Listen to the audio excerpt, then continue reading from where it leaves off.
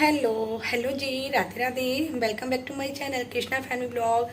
दोस्तों 2 दिन से मेरे ब्लॉग नहीं आ पा रहे थे। इसका कारण ये पता नहीं कैमरे में क्या हो गया है, मेरा चालू ही नहीं हो रहा था और आज भी ऐसे ही हो रहा है। लेकिन जल्दी जल्दी से एक वीडियो बना रही हूँ आप लोगों के लिए, क्योंकि मुझे भी अच्छा नहीं लग रहा था। 2 दिन से मेरी वीडियो नहीं बन पा रही है, तो सोचा आज मैं वीडियो कैसे ना करके मैंने यूट्यूब पर देखा कि कैमरे को कैसे सही करें।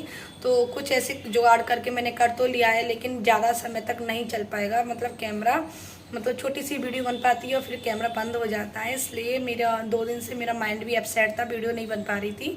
क्योंकि आप लोगों से बात करके अच्छा लगता है और अपने एक्सपीरियंस शेयर करके आप लोगों से मुझे और भी अच्छा लगता है। तो दोस्तों चलो, ये खैर आपसे कुछ बातें मुझे करनी थी, मैंने आपको बताया। तो आज का मेन टॉपिक है कि जो न्यूबॉर्न बेबी होती हैं 0 मंथ से लेके 6 मंथ के, तो उन बेबी को बार बार पोटी आती है जब वो माँ को फीडिंग करते हैं, माँ के दूध का।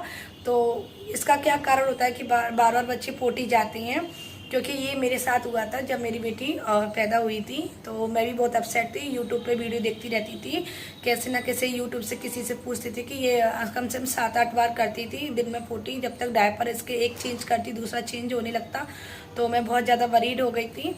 तो इसका आंसर मेरे पास है अच्छे खासा, तो मैं आप लोगों के साथ शेयर कर रही हूँ अपना एक्सपीरियंस। अगर किसी के लिए हेल्पफुल रहेगा तो प्लीज़ लाइक शेयर और एक प्यारा सा कमेंट जरूर कर देना। तो वीडियो को स्टार्ट करते हैं। तो जैसा कि फ्रेंड्स आप लोगों को पता है कि मेरे 2 बच्चे हैं, एक 8 साल का बेटा है, एक 2.5 साल की बेटी है। तो मैं हर वीडियो में ये बताती हूँ, क्योंकि कुछ नए नए सब्सक्राइबर हैं जो मुझसे जुड़ते जाएंगे लेकिन उनको नहीं पता चलेगा, इसलिए मैं आपको बता देती हूँ कि मेरे 2 बच्चे हैं। दोनों ही बच्चों की परवरिश मैंने की है जब तक वो मेरे पेट में आई हैं और उन दुनिया में लाई हूँ। अभी तक मैं उनकी परवरिश कर रही हूँ और कुछ छोटे छोटे टिप्स, कुछ छोटी छोटी बातें मुझे सब जानकारी है कि बच्चों को कैसे पाला जाता है। तो मैं आपको भली बात समझा सकती हूँ। तो दोस्तों जैसे कि मेरी बेबी हुई थी और मेरी बेबी को विटामिन डी की कमी थी, उसको हल्का सा पीलिया आया था, मामूली सा पीलिया आया था। तो हमें जब पैदा होने के 4-5 दिन बाद पता चला था उसके नील्स पीले पीले पड़ रहे थे और ये स्किन थोड़ी होती थी, ये भी थोड़ा पीला पीला पड़ रहा था। तो डॉक्टर से हमने कंसल्ट किया तो डॉक्टर ने उनको विटामिन डी की टैबलेट दी और जो सुबह की धूप होती है हल्की धूप दिखाने की क्यों। तो फ्रेंड जैसे कि उसको पीलिया हुआ था 10-12 दिन बाद उसको जैसे ही मेरे फीड करती थी, जब मैं अपना दूध पिलाती थी तो वो बार बार पोटी कर देती थी और इससे पोटी उसकी कहीं पीली पीली आती, कभी हरी हरी, कभी पीली पीली में उसका सफ़ेद सफ़ेद स्पॉट से आते थे, छोटे छोटे थक्के से आते थे। तो 1-2 दिन तो नॉर्मली रहा था। मैंने कि चलो, क्योंकि मेरे बड़े बेटे की मैंने अच्छे की में ऐसा कुछ नहीं हुआ था। तो और इसकी दूसरी बार की अलग थी मेरी बेटी की। तो जैसे कि फ्रेंड्स सभी बच्चे एक जैसे नहीं होते हैं, सभी बच्चे में अलग अलग काम होते हैं। कोई बच्चा टॉयलेट कम करता है, कोई बच्चा ज़्यादा करता है, कोई बच्चे पोटी कम करता है। सबका अपना अपना फंक्शन होता है, बॉडी फंक्शन होती है, तो वो अपने अकॉर्डिंग ही चलते हैं। किसी की पचाने की क्षमता जल्दी होती है, किसी की पचाने की क्षमता धीरे से होती है। अब जैसा कि मेरा बड़ा बेटा है, वो छींची के मामले में, मतलब पोटी के मामले में मुझे बहुत दिक्कत देता है। उसका पेट का हमेशा से ही प्रॉब्लम रही है। तो वो और बेटी का ये है कि शुरू से उसका पेट साफ होता रहा है और उसने अपने आप ही, मतलब मुझे दिक्कत नहीं आई है।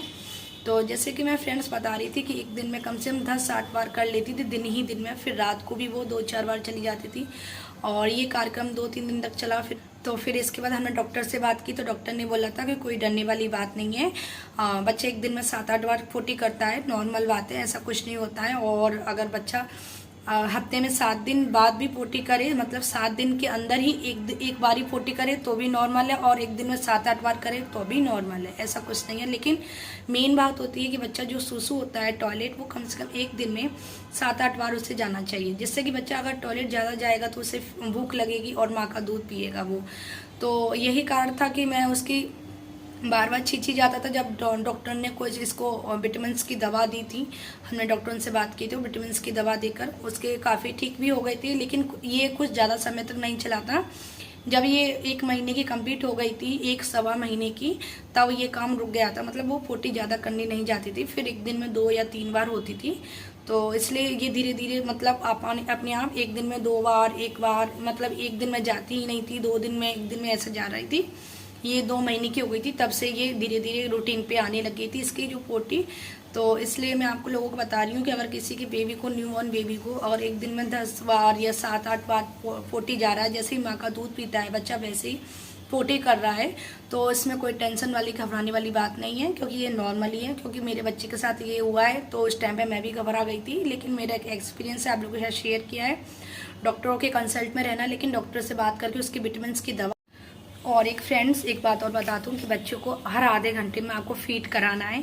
और जैसे ही बच्चे फीड करने के बाद अगर वो पोटी जाता है, तो आप ये ना समझो कि जैसे ही हमने फीड कराया तो वही बच्चा पोटी कर रहा है, क्योंकि इतनी जल्दी पोटी नहीं बनती है बच्चे के शरीर में। वो इतनी जल्दी नहीं पचा पाएगा दूध को, क्योंकि उसने पहले जो दूध पिया होगा उससे 1 घंटे पहले, 2 घंटे पहले, 3 घंटे पहले, तो वो उसका पोटी के रूप में निकलता है, उसका मल जो पोटी वाला रास्ता होता है। तो इस चीज़ को इग्नोर करना और टेंशन मत लेना, क्योंकि न्यूबॉर्न बेबी के साथ कुछ छोटी छोटी बातें आपको हमेशा के लिए याद रखनी पड़ेगी। और मैं छोटी छोटी टिप्स आपको दिया करूँगी, और ये सब बातें मुझे एकदम से याद आती हैं तो मैं आपके साथ शेयर करती हूँ। आज एकदम से मुझे याद आई थी कि मेरी बेटी के साथ ऐसा हुआ था पोटी वाली, क्योंकि वो एक दिन में कम से कम 10 बार तो वो पोटी कर रही थी, और मैं बहुत ज़्यादा चिंता हो गई थी। सोचा लोगों के साथ इस बात को शेयर करूँ, इसलिए मैंने एक ब्लॉग बनाया। और इस ब्लॉग से अगर आपको थोड़ी सी भी हेल्प मिली हो तो प्लीज़ एक कमेंट जरूर कर देना ध्यान से, और लाइक और शेयर तो जरूर ही करना, और ध्यान से मेरे चैनल को सब्सक्राइब करना, और जिससे मुझे मोटिवेट मिली और अच्छी से अच्छी वीडियो लेके आऊँ। और दोस्तों, और एक चीज़ और बता देती हूँ फ्रेंड, बच्चा ज़्यादा पोटी करने जाता है तो उसकी पोटी वाली रास्ते पे आपको ऑयल लगाते रहना चाहिए, जिससे उसके रेड पड़ जाएंगे और बच्चों को इचिंग होगा, जलन होगी।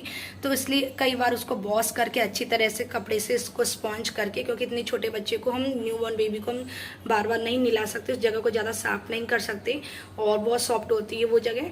तो इसलिए आप इसमें कोकोनट ऑयल, सरसों का तेल, कोई भी तेल या बोरो प्लस जो भी हो, आप मॉइस्चराइजर, रैसेस वाली क्रीम आती है, आप लगा सकते हो जगह पे, ताकि बच्चे को जलन ना होगी। आप तुरंत लगाते रहना, उस जगह को अच्छी क्लीन रखना है उस जगह को, क्योंकि और बच्चा बार बार टॉयलेट भी करता है, उस जगह को भी आपको बार बार क्लीन करना ही चाहिए। क्योंकि बच्ची चाहे लड़की हो चाहे लड़का हो, उस जगह से अगर टॉयलेट हो निकलेगी या पोटी जो बच्चा जाएगा तो वो जगह कीटाणु पनपने लगे। फ्रेंड्स, इससे रिलेटिव आपके और भी क्वेश्चन हो तो प्लीज़ मुझे कमेंट करके बताना। मैं आशा करती हूँ आगे आपके कमेंटों का मैं आंसर दे पाऊँ, और उम्मीद करती हूँ आज की वीडियो अच्छी लगी होगी। तो प्लस वीडियो को यहीं समाप्त करती हूँ, और please bye bye, take care. कल है जन्माष्टमी, अच्छे से धूमधाम से जन्माष्टमी बनाना, और बाय बाय।